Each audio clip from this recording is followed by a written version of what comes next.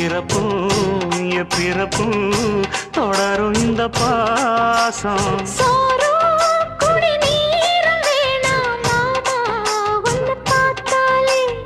ஆறும் பசியாரும் தானாச மொழி கேட்டாலே ஒன்ன பிரிஞ்சிருக்க தன்னந்தனிச்சிருக்க அம்மம்மாடி அப்பப்படி என் மனசு ஒத்துக்காது